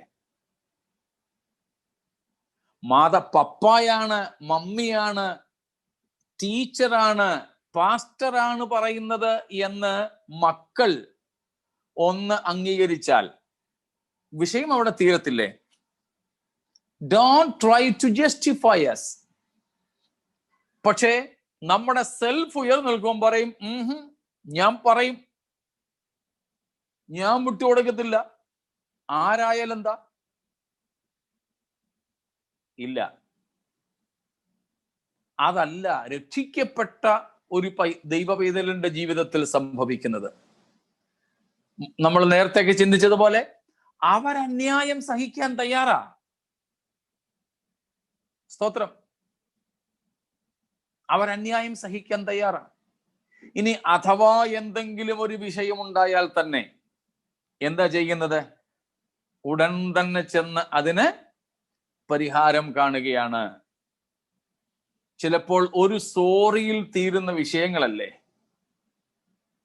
ഒറ്റ സോറിയിൽ. എന്തുകൊണ്ട്? വിഷയം ഒന്നുമില്ല. രണ്ടുപേരുടെയും ഈഗോയിലാണ് പല പ്രശ്നങ്ങളും നിൽക്കുന്നത്. സ്തോത്രം. അതിനാണ് അവിടെ പരിഹാരം വേണ്ടത്. എന്നാൽ യഥാർത്ഥമായും ക്രിസ്തു ശിഷ്യനായിരിക്കുന്ന ഒരുവനെ സംബന്ധിച്ച് അവൻ എങ്ങനെയുള്ളവനായിരിക്കും? ഈഗോയിസം ഉള്ളവനായിരിക്കത്തില്ലല്ലോ, താഴ്മയുള്ളവനായിരിക്കുന്നത് കൊണ്ട്, സ്തോത്രം, എല്ലായ്പ്പോഴും അവൻ സമാധാനമുണ്ടാക്കുന്നവനായിരിക്കും. അത് വെച്ച് അടുത്ത പാർട്ടികൾ മുതലെടുക്കും എന്നുള്ളത് ശരിയാണ്. എങ്കിലും അവൻ അവന്റെ ആ ഒരു ക്രിസ്തീയ സ്വഭാവത്തെ ത്യജിക്കില്ല. ഞാൻ ഈ പറഞ്ഞ കാര്യങ്ങൾ വേദപുസ്തകത്തിന്റെ അടിസ്ഥാനത്തിൽ നമുക്കൊന്ന് നോക്കാം. അതിനുവേണ്ടി നമുക്ക് പുതിയ നിയമത്തിലെ ലേവ്യ പുസ്തകം എന്നൊക്കെ അറിയപ്പെടുന്ന, അല്ലെങ്കിൽ ന്യായപ്രമാണ പുസ്തകം എന്നൊക്കെ അറിയപ്പെടുന്ന യാക്കോബിന്റെ ലേഖനത്തിലേക്ക് പോകാം. സ്തോത്രം. James, the book of James. സ്തോത്രം. യാക്കോബ് നമ്മെ പഠിപ്പിക്കുന്ന ചില പാഠങ്ങൾ നമ്മൾ ഇതിന് മുമ്പിലത്തെ വിഷയത്തിന് വേണ്ടിയിട്ടും എടുത്ത അതേ ഭാഗങ്ങൾ തന്നെയാണ്. 3-ാമത്തെ അധ്യായം 13 മുതൽ 18 വരെയുള്ള വാക്യങ്ങളാണ്. നിർത്തി ഓരോ വാക്യങ്ങൾ വീതമായിട്ട് വായിച്ചാട്ടെ. ജ്ഞാനിയും വിവേകിയുമായവൻ ആർ? അവൻ ജ്ഞാനലക്ഷണമായ സൗമ്യതയോടെ നല്ല നടപ്പിൽ തന്റെ പ്രവൃത്തികളെ കാണിക്കട്ടെ. സ്തോത്രം. കണ്ടോ, ഇവിടെ യാക്കോബ് ചോദിക്കുകയാണ്, നിങ്ങളിൽ ആരാണ് ജ്ഞാനിയും വിവേകിയുമായിട്ടുള്ളത്? Who is wise and having with knowledge? നിങ്ങളുടെ ജ്ഞാന ലക്ഷണം എങ്ങനെയാ കാണിക്കേണ്ടത്? സ്തോത്രം. Let him shew out a good conversation, his works with meekness of wisdom. ജ്ഞാനലക്ഷണമായ സൗമ്യതയോടെ നല്ല നടപ്പിൽ തന്റെ പ്രവൃത്തികളെ കാണിക്കട്ടെ. കണ്ടോ, ഇവിടെ ജ്ഞാനി, ആ ജ്ഞാനത്തിന്റെ ലക്ഷണം എന്താണ്? സൗമ്യത, നല്ല നടപ്പ്. നമ്മുടെ ഇടയിൽ പൊതുവെ ജ്ഞാനികൾക്ക് സൗമ്യത കൂടുകയാണോ കുറയുകയാണോ? നമുക്കറിയാമല്ലോ, പറയണ്ടല്ലോ. അല്പമെങ്കിലും അല്പം അറിയാവുന്നയാളല്ല, അറിയാമെന്ന് തോന്നുന്നയാൾ പോലും കോളറി പിടിച്ചുകൊണ്ടല്ലേ നടക്കുന്നത്. സ്തോത്രം. അടുത്ത വാക്യം വായിച്ചാട്ടെ. എന്നാൽ നിങ്ങൾക്ക് ഹൃദയത്തിൽ കയ്പുള്ള ഈർഷ്യയും ശാഠ്യവും ഉണ്ടെങ്കിൽ സത്യത്തിന് വിരോധമായി പ്രശംസിക്കുകയും പോഷ്ക് പറയുകയും അരുത്. കണ്ടോ, ഹൃദയത്തിൽ എന്തുണ്ടെങ്കിൽ? കയ്പ്, ഈർഷ്യ, ശാഠ്യം. സമാധാനം നഷ്ടപ്പെടുത്തുന്ന വിഷയങ്ങളാണിതെല്ലാം. 13-ാം വാക്യത്തിൽ നമ്മൾ കണ്ടത് ജ്ഞാനമില്ലാത്ത, സൗമ്യതയില്ലാത്ത അവസ്ഥ. അവിടെ സമാധാനം നഷ്ടപ്പെടും. 14-ാം വാക്യത്തിൽ നമ്മൾ കാണുന്നത് കയ്പ്, ഹൃദയത്തിൽ കയ്പ്, ഈർഷ്യ, ശാഠ്യം, strife, bitterness. Okay, strife in your heart, envy, the bitterness, envy and strife. ഇത് ഹൃദയത്തിൽ ഉണ്ടെങ്കിൽ അവിടെ സമാധാനം ഉണ്ടാവുകയില്ല. അതെങ്ങനെയുള്ള കാര്യമാണെന്ന് 15-ാം വാക്യം പറയുന്നു. ഇത് ഉയരത്തിൽ നിന്ന് വരുന്ന ജ്ഞാനമല്ല, ഭൗമികവും പ്രാകൃതവും പൈശാചികവുമായതത്രേ. സ്തോത്രം. ഈ പറയപ്പെട്ട സൗമ്യതയില്ലായ്മ, ഹൃദയത്തിൽ കയ്പ്, ഈർഷ്യ, ശാഠ്യം, പിന്നെ സത്യത്തിന് വിരോധമായിട്ട് പ്രശംസിക്കുന്നതും ഭോഷ്ക്, കള്ളം പറയുന്നതുമായ അവസ്ഥകൾ ഉണ്ടെങ്കിൽ അത് ജ്ഞാനമല്ല. എവിടെ നിന്ന് വരുന്നത്? ഉയരത്തിൽ നിന്നുള്ള ജ്ഞാനമല്ല. പിന്നെ എങ്ങനെയുള്ളതാണ്? ഭൗമികമാണ്, പ്രാകൃതമാണ്, പൈശാചികമാണ്. ഈ ഓരോ വാക്കുകളും വളരെ ഗൗരവത്തോടെ ദൈവമക്കൾ കൈകാര്യം ചെയ്യണം, മനസ്സിലാക്കണേ. സ്തോത്രം. രക്ഷിക്കപ്പെട്ടെന്ന് പറയുകയും സ്നാനപ്പെടുകയും ചിലപ്പോൾ അന്യഭാഷ പറയുകയും തിരുവത്താഴത്തിൽ പങ്കാളികളാവുകയും ഒക്കെ ചെയ്യുന്ന നമ്മളെ സംബന്ധിച്ചാണ് ഈ പറയുന്നത്.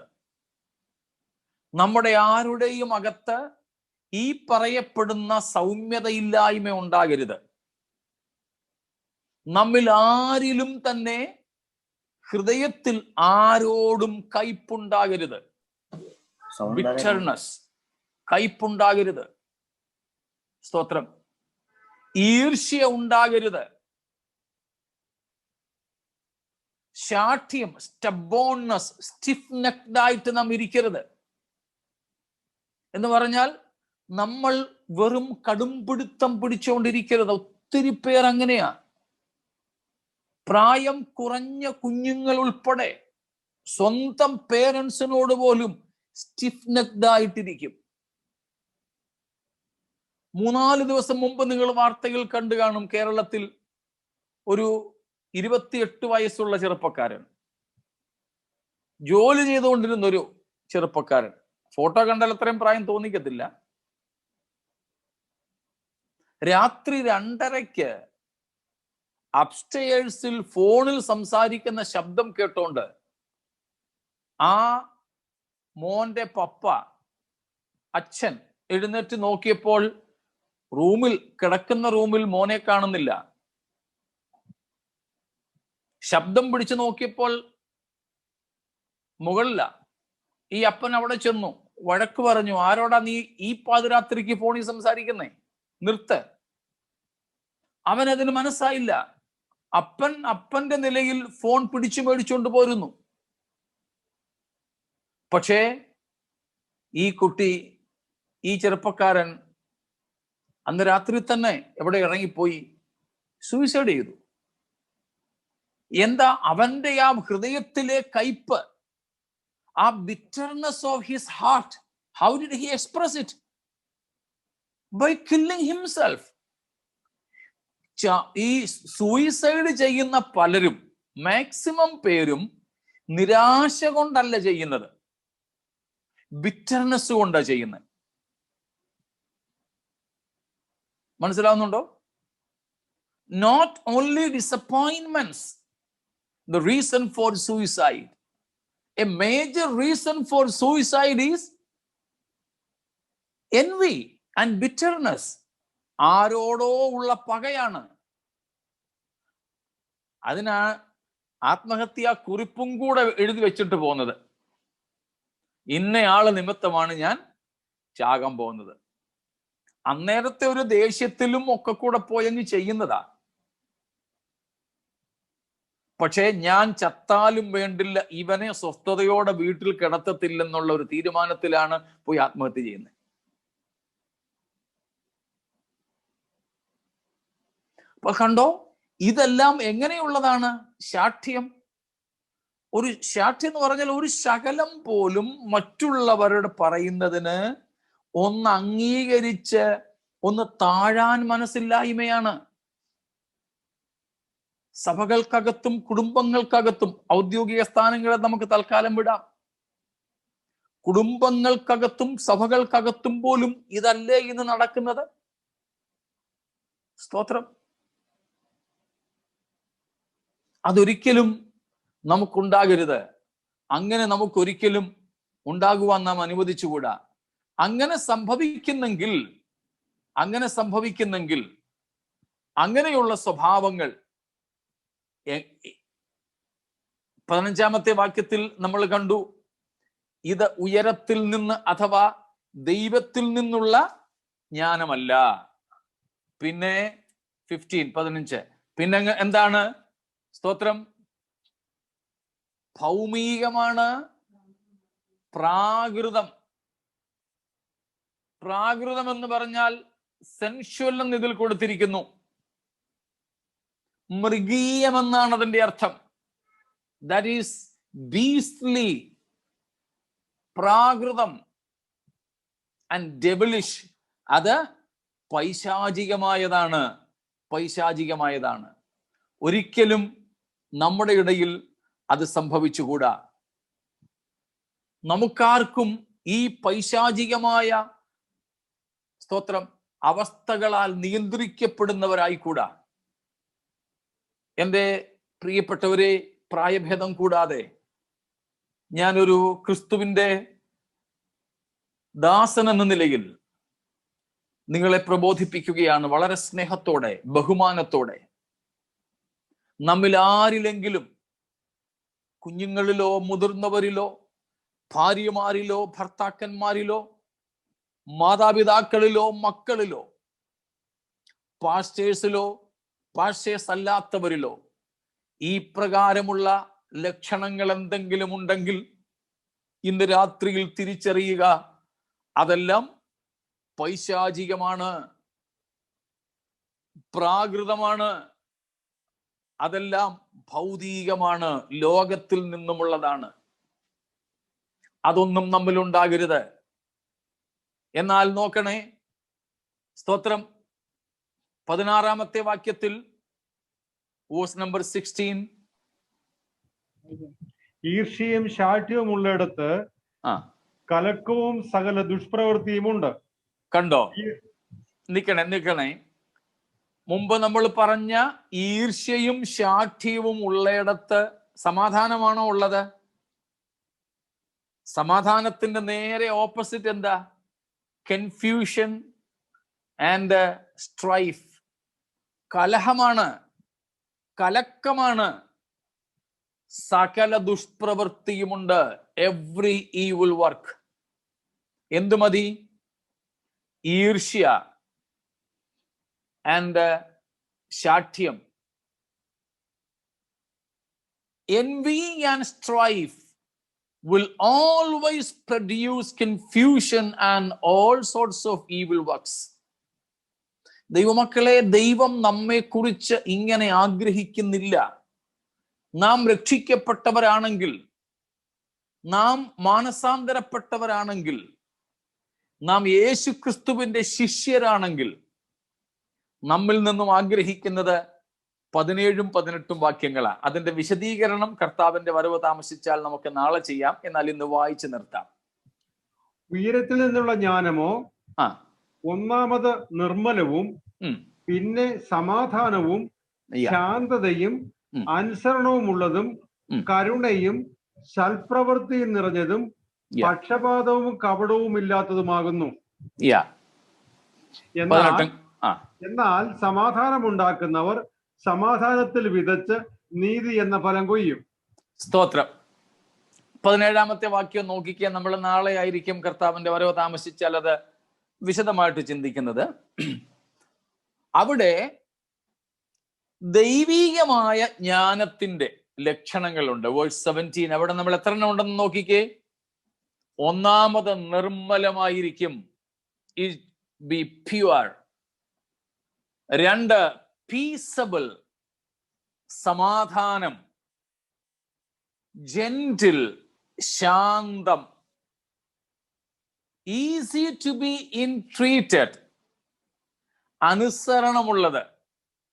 അനുസരണമുള്ളതിനെ എന്തെങ്കിലും പറയാനോ ട്രീറ്റ് ചെയ്യാനോ ഒക്കെ എന്ത് എളുപ്പം അല്ലേ? സ്തോത്രം. പിന്നെ ഫുൾ ഓഫ് മെർസി, കരുണ. ഫുൾ ഓഫ് ഗുഡ് വർക്ക്സ്, സൽഫലം നിറഞ്ഞത്. വിതൗട്ട് പാർഷ്യാലിറ്റി, പക്ഷപാതമില്ലാത്തത്. വിതൗട്ട് ഹിപ്പോക്രസി, കപടമില്ലാത്തത്. സ്തോത്രം. ഈ 8 വിശേഷതകൾ ഉള്ള ഒരു അനുഭവം നമുക്ക് ഇവിടെ നിന്നും കർത്താവിന്റെ വരവ് താമസിക്കുന്നെങ്കിൽ സമാധാനം ഉണ്ടാക്കുന്നവരുടെ ഈ 8 അഷ്ടഭാഗ്യവർണ്ണനയിലെ സമാധാനമുണ്ടാക്കുന്നവരുടെ അഷ്ടലക്ഷണങ്ങൾ നമുക്ക് നാളെ നോക്കാം. സ്തോത്രം. 8 ലക്ഷണങ്ങളാണിത്.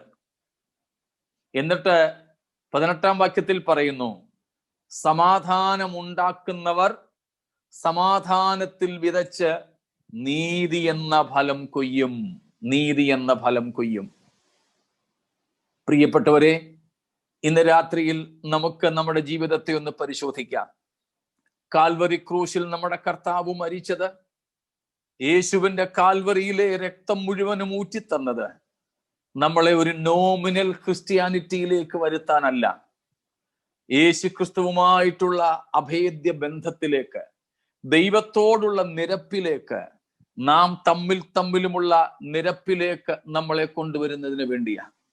ഇന്ന് രാത്രിയിൽ നമുക്ക് നമ്മെ സമർപ്പിക്കാം. ലോകത്തിന്റെ ജ്ഞാനം, പ്രാകൃതമായ ജ്ഞാനം, പൈശാചികമായ ജ്ഞാനം എന്ന് പറഞ്ഞാൽ പൈശാചിക സ്വഭാവങ്ങൾ ഉള്ളവരായി നാം മാറാതെ ദൈവീക സ്വഭാവങ്ങൾ ഉള്ളവരായി തീരേണ്ടതിന് ഇന്ന് രാത്രി നമുക്ക് സമർപ്പിക്കാം. നമുക്ക് ദൈവത്തോട് പറയാം, കർത്താവേ, ഉയരത്തിൽ നിന്നുള്ള ജ്ഞാനം കൊണ്ട്, ആ സമാധാനം കൊണ്ട്, സ്തോത്രം, ആ സൗമ്യത കൊണ്ട്, ആ ശാന്തത കൊണ്ട് എന്നെ അങ്ങ് നിറയ്ക്കുമാറാകണമേ. പ്രിയരെ, നമ്മുടെ കർത്താവിന്റെ വരവിൽ നമുക്ക് പോകണ്ടേ? ഇവിടുത്തെ അല്പം നമ്മൾ താഴ്മ ധരിച്ചെന്ന് കരുതി, നമ്മൾ പറഞ്ഞ കാര്യം നടന്നില്ലെന്ന് കരുതി, സ്തോത്രം, നാം എന്തിനാ വിഷമിക്കുന്നതും കുപിതരാകുന്നതുമൊക്കെ? സ്തോത്രം, അതൊന്നും നടന്നില്ലെങ്കിലും കാര്യമില്ല. നമുക്ക് ദൈവത്തിന്റെ രാജ്യത്തിൽ എത്തണമല്ലോ, ദൈവമക്കളെന്ന് നാം അറിയപ്പെടണമല്ലോ. എന്ന് പറഞ്ഞാൽ ദൈവമക്കളായിട്ട് നാം തെളിയിക്കപ്പെടണമല്ലോ. അതുകൊണ്ട് യേശുവിന്റെ സ്വഭാവം ഉള്ളവരായി നമുക്കിന്ന് രാത്രിയിൽ മാറാം. അതിന് നമുക്ക് ദൈവത്തോട് മുട്ടിപ്പായിട്ട് പ്രാർത്ഥിക്കാം. കർത്താവേ, ദിവ്യ സ്വഭാവത്തിന് എന്നെ അങ്ങ് കൂട്ടാളിയാക്കണമേ. ദിവ്യ സ്വഭാവത്തിന് എന്നെ അങ്ങ് കൂട്ടാളിയാക്കണമേ. നമുക്കിന്ന് രാത്രി ദൈവത്തോട് അപേക്ഷിക്കാം. Praise the Lord. സ്തോത്രം. ദൈവത്തിന്റെ കരങ്ങളിലേക്ക് നമുക്ക് നമ്മെ തന്നെ ഏൽപ്പിച്ചുകൊണ്ട് ദൈവത്തോട് നമുക്ക് പ്രാർത്ഥിക്കാം. Thank you Jesus.